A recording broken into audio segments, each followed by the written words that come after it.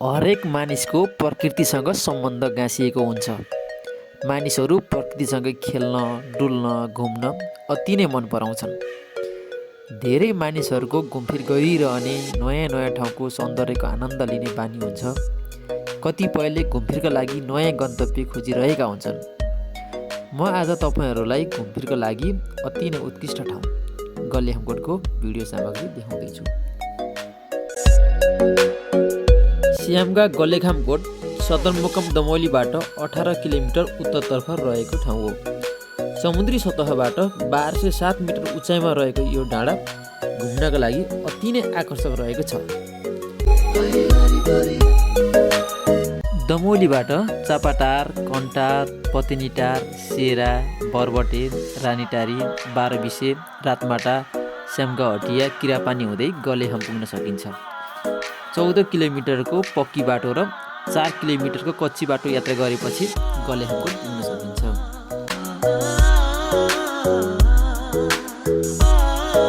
दमौलीबाट कन्टार हुँदै पतिनी आइसकेपछिको दृश्यहरू यस भिडियोमा देखाउने प्रयास गरिएको छ। कृपया पुरा समयसम्म हेर्नुहोला।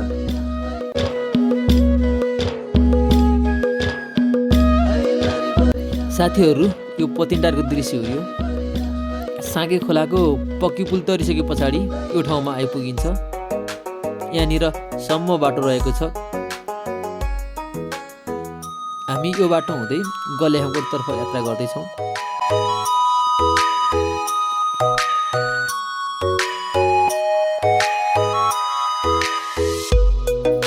अब ठुलो घुम्ती आइसकेपछि साँगे फाँट प्रष्टसँग देख्न सकिन्छ। यति बेला धान पाकेर फाँट पहेँलपुर देखिएको छ। मौसम पनि सफा छ, ज्यादै रमाइलो देखिएको छ।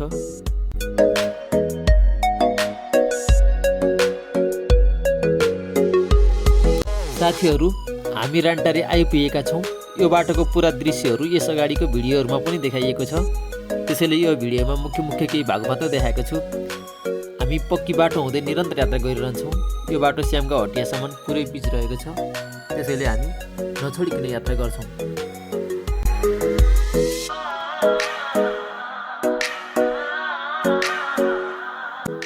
रानटारीमा पनि रहेको फाँटमा धान पाकेको छ। साग फाँट जस्तै पहेँलपुर देखिएको छ। ज्यादै सुन्दर छ। मौसम सफा छ। चारैतिर हरियाली आकर्षक अति नै रमाइलो देखिएको छ। यो रमाइलो हामी श्यामगाको गलेखाम पुग्दासम्म नै देख्न पाउँछौँ।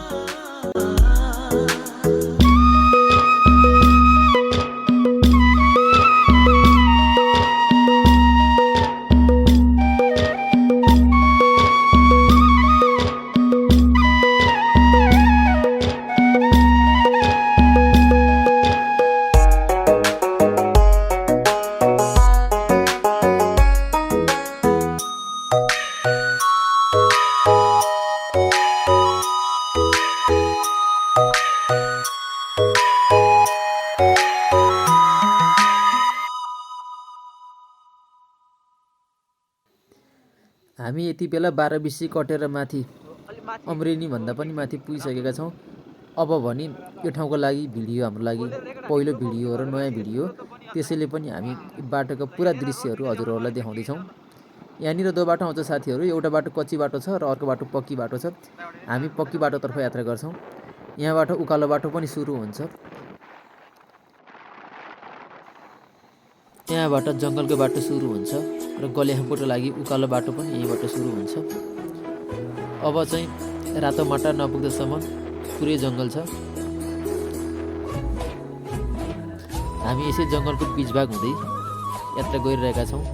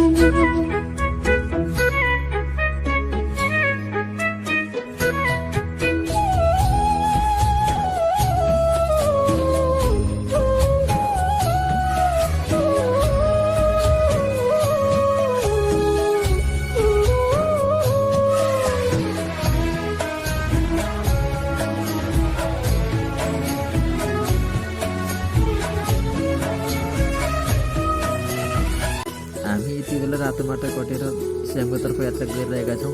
यहाँ जङ्गलको बाटो छ, उकालो बाटो छ। अब एकैछिनमा श्यामगा पुगिन्छ। श्यामगामा हाँसेर रमाइलो गाउँ देख्न सकिन्छ हामीले हटिया गाउँ। श्यामगामा केही समय बसेर अनि फेरि कच्ची बाटो हुँदै गलेखामतर्फ लाग्छौँ हामी।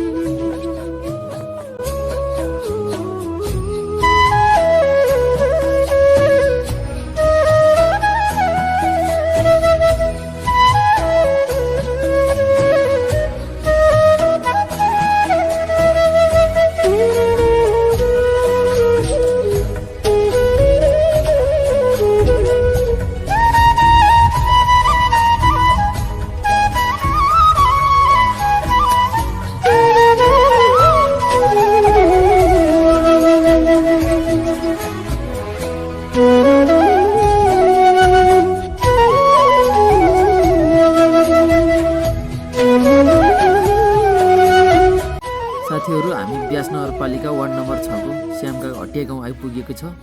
ब्यास नगरपालिकाको 6 नम्बरको वडा कार्यालय पनि यही ठाउँमा रहेको छ। अब हामी तपाईँलाई एकछिन यस ठाउँका दृश्यहरू देखाउँछौँ।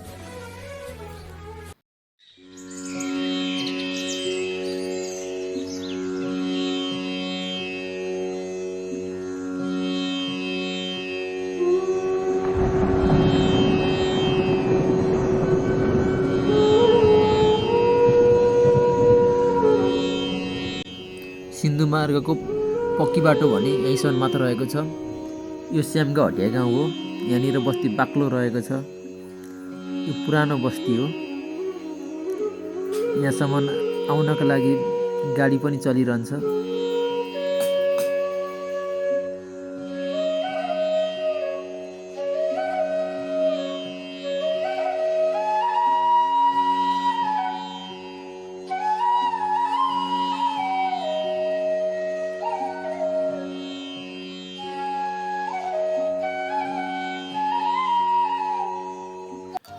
यो ठाउँमा केही समय रोके पछाडि हामी अब गलेखामकोटतर्फ जाँदैछौँ। उकालो र कच्ची बाटो भएकोले यात्रा अलि कठिनै पर्छ। तैपनि कतै कतै ढलानको बाटो छ। बर्खाको समयमा यो बाटो बाढीले बिगार्ने गर्छ। हिउँदको बेलामा त सजिलै आउजाउ गर्न सकिन्छ। यो बाटो थपेक निस्के पछाडि लालदोज मार्ग हुँदै पहाडसम्म जान पनि सकिन्छ।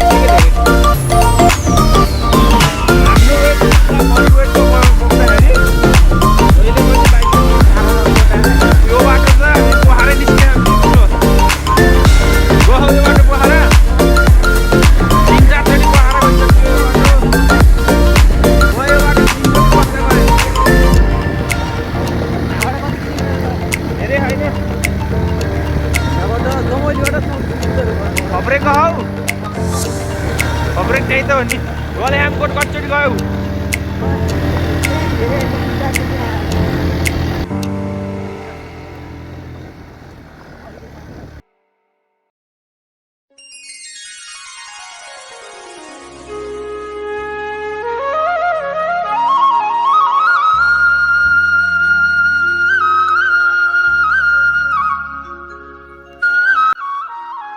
यति बेला श्यामघाको किरा पनि चौतारीमा पुगिसकेको छ। यहाँ शिर र चिसा हावा चल्ने गर्छ। यहाँबाट साँगे खोला त्यस्तै गरेर मादी नदी निहाल्न सकिन्छ। अमृत निमावि जुन सुर्की मैदानको स्कुल यहीँनिर पर्छ। पहिले त यहाँनिर बाक्लो बस्ती थियो, अहिले त गाउँ लबलबयुक्त भइसकेको छ।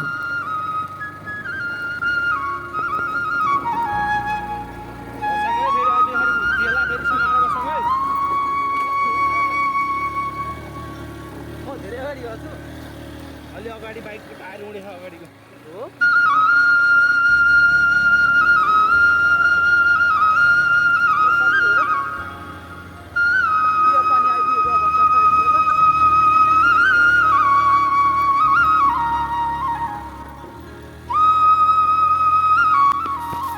अब किरापानीको उकालो कटिसकेको छ। अब सम्म बाटो सुरु भएको छ र गलेखामकोटको नजिक पनि हामी आइसकेका छौँ।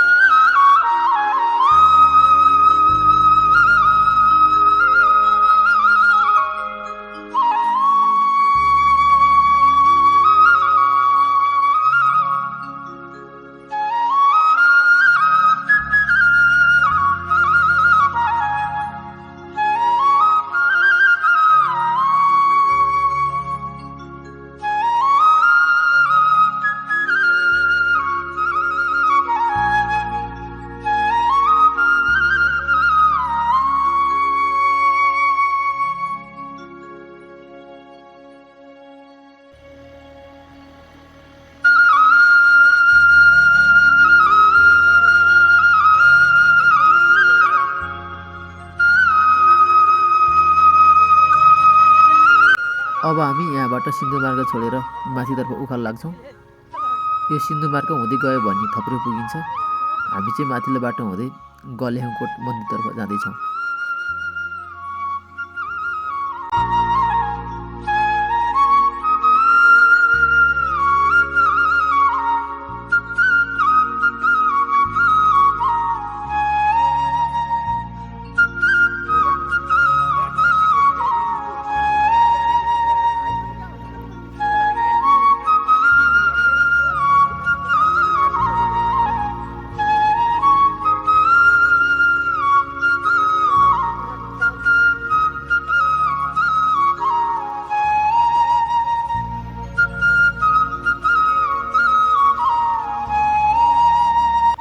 अन्ततः हामी गलेखामकोट मन्दिरको प्रवेशद्वारमा आइसकेको छ।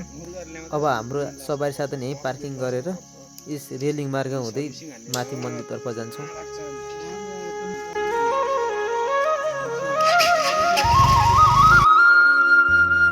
यस गलेखामकोट डाँडा धार्मिक तथा पर्यटकीय महत्त्वको ठाउँ हो। यस ठाउँ समुद्री सतहबाट 1207 मिटरको उचाइमा छ। यहाँ गर्मी समयमा निरन्तर चिसो हावा बहने गर्दछ। यहाँबाट धेरै ठाउँहरू देख्न सकिन्छ हामीले।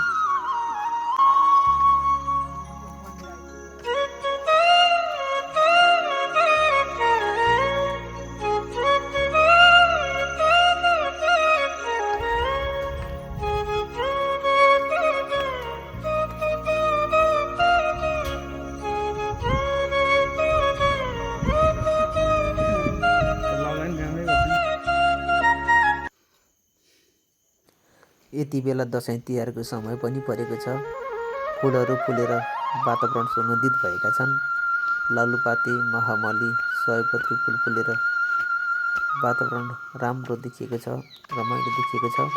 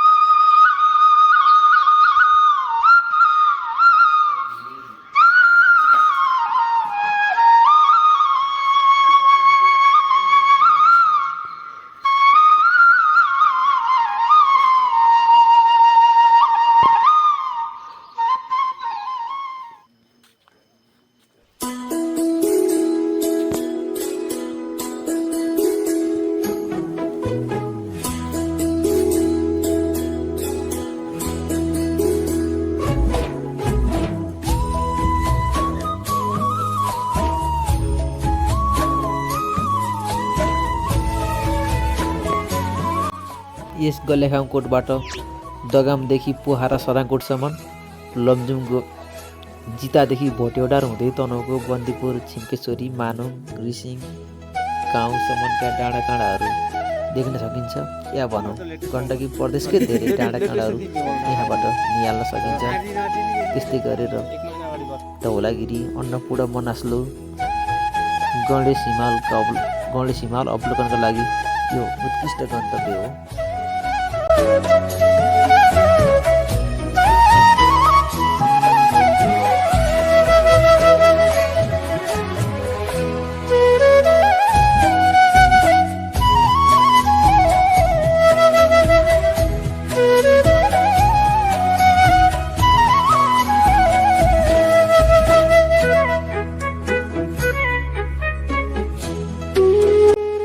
यहाँ घुम्नका लागि आउने पाहुनाको लागि खाजा खान तथा पास बस्नको लागि सुत्ने कोठाको पनि व्यवस्था गरिएको छ।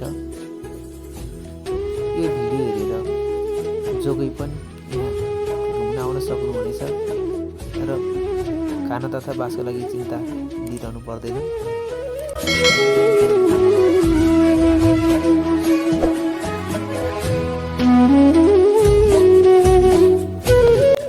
यो 2224 राज्य हुँदा राजाले शासन गरेको ठाउँ हो। यहाँ कोट भैरवी देवीको मन्दिर पनि रहेको छ। त्यस्तै गरेर डाँडाको थुम्कामा ढुङ्गाले घेरिएको पर्खाल छ। दृश्य अवलोकनका लागि देउडार पनि रहेको छ।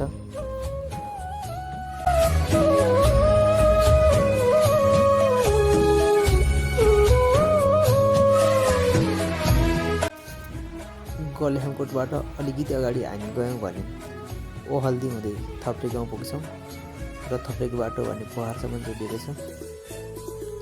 त्यस्तै गरेर उत्तरतर्फ साझा गाउँ छ भने पश्चिमपट्टि अर्को डाँडा रहेको छ।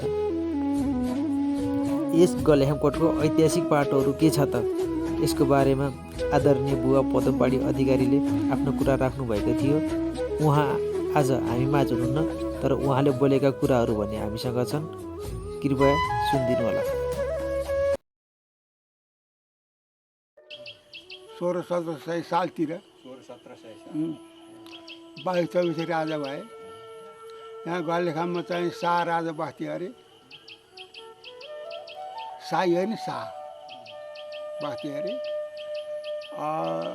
यो के रहेछ भने राजाहरूको चाहिँ भिरमा गएर बस्ने टाकुरामा। दुश्मन आयो भने ढुङ्गा लडाएर लखट्ने। अनि त्यो पनि भयो भने ढुङ्गाको छर्रा हालेर पत्थर कालेर बन्दुक आगो लगाएर पड्काउने, त्यो चलन रहेछ। यसको एरिया थप्रे भन्छन्। त्यहाँबाट आएपछि सिसाघाट, त्यो साङ्गी के भन्छन्।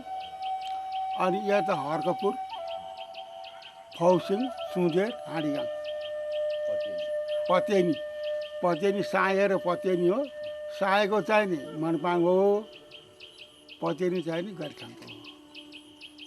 गलाफु पनि पर्यो। गलाफु सबै पर्यो, यही सबै पर्यो। त्यो जम्मै त्यो उत्तर भाग त सबै पर्यो। यसको एरिया ठुलो छ।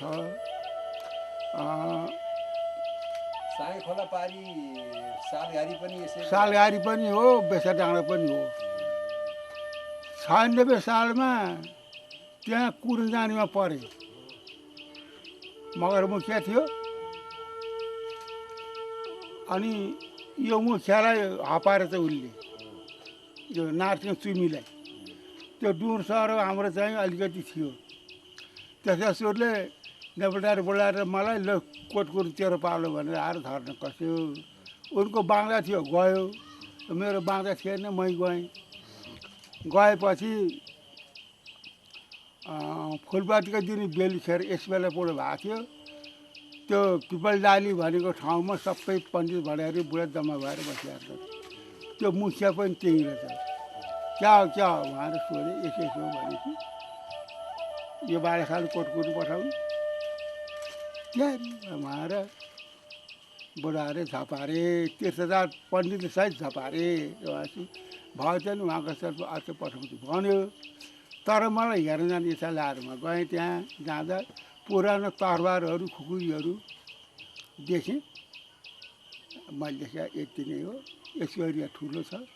यो चाहिँ नि अब कहिले युद्ध भयो, कहिले ती शाह वंश मासिए। अनि कोटमा हामीले चाहिँ नि भगवतीको हामीले दुर्गा पूजा हामीले घर घरै गर्नु पर्नेमा नसक्ने असमर्थका निमित्त त्यहीँ गएर दुर्गा पूजा गर्ने भनेर एक बार चामल के उठाएर त्यहाँ दुर्गा पाठ गर्ने, नवदुर्गाको दुर्गा पाठ गर्ने चलन हो। अहिले त्यो कोट मासियो, छैन। त्यहाँसम्म तपाईँहरूले लिक्रिदिर गर्नुमा छ, अन्त छैन। अब यस्तो यो पछि चाहिँ बारथरी मुखिया भए अरे नि, बारथरी मुखिया भए। यहाँ नौथरी थिए, यहाँ छुट्टै। त्यहाँ बारथरी थिए मुखिया। बारथरी मुखियामा एउटा हाँडीगामको, एउटा सुँदेरको, एउटा फौसिङको, एउटा सेराको। महामुखिया चाहिँ नि त्यही मगर हो। के हो भने त्यो नाम मैले त भुलेँ नाम पनि। पछि मुखियादाले मुद्दा गरेर लिनुभयो। मुखियौली पछि मुद्दा गरेर लिनुभयो। अगाडि मगर थियो, महामुखिया थियो, सहवीर राणा। अनि यसको गुठीहरू पनि ठाउँ ठाउँमै थियो। यसो गुठीहरू सेरामा छँदै छ नि, अझै पनि सेरामा छ। किपट भन्छन्। त्यो मगरले घरमा बस्छ नि, सजगा राजाहरू घरनिर चाहिँ खोल्छ, त्यो किपटै हो। ओल्डो त्यो कुमारहरू घरबाट बसेर खोल्छ, किपटै हो। त्यो कोटमा जान्थ्यो। यहाँ चाहिँ 25 मिनट बाटो थियो पिपलमा, किपट हो। त्यसको हाँडीघैँटा जान्थ्यो। धुपौरो, हाँडी, घैँटो के लान्थे। त्यो मुखियाहरूले सबैले लगेर त्यहाँ दुर्गा पूजा गर्ने, स्थापना गर्ने, बाहुनलाई दक्षिणा दिने, माछा पनि जान्थ्यो यता चिन्तुटारतिरबाट। जान्थ्यो माछा केरा जान्थ्यो चामल चामल त धुरी गएकोमा पनि जान्थ्यो धुरी गएकोमा चामल जान्थ्यो यसरी चलेर आएको कोट। त्यसरी चलाएको कोट हो त्यो सामाजिक हो सबैको नसक्ने नजानी नसक्ने त दुर्गा पूजा गर्नु सक्दैन त्यहीँ सबैको लगेर सामाजिक दुर्गा पूजा गरेर दुर्गाको आराधना गर्ने गरेको हो दशमीको दिन त्यहाँबाट जमरा ल्याएर घर घरमा टिका लाउनु। त्यहीँदैन अनि त्यो सप्तमीको दिन काटराती गर्ने तल बाटो यस्तो थियो त्यहाँ सुँगुर काट्ने भैरवको पूजा गर्ने माथि भगवतीको पूजा गर्ने पाडो काट्ने त्यसपछि नवमीको दिन विसर्जन गरेर त्यो ल्याएर घर घरै अक्षता चमरा बाँडेर त्यो राख्ने बोका काट्थे कालराति गएर बोका काट्ने हो कालो बोका राति बोका काट्ने तल चाहिँ भैरवको पूजा गर्ने बाटो हिँडेर अब त्यसो बाटो थियो गएर बाटो यसोपट्टि यसो चौकेर थियो। साथीहरू आजको लागि गलेखामको भिडियो सामग्री यति नै। भिडियो हेरिसके पछाडि हजुरहरूलाई यो सामग्री के कस्तो लाग्यो कृपया कमेन्ट गरिदिनु होला। त्यस्तै नयाँ साथीहरूले पनि च्यानललाई सब्सक्राइब गर्न नबिर्सिनु होला। यो भिडियो हेरिसके पछाडि यहाँहरू पनि यस ठाउँमा घुमफिर तथा अवलोकनको लागि आउनुहुनेछ भन्ने आशा राख्दै बिदा चाहन्छु। नमस्कार।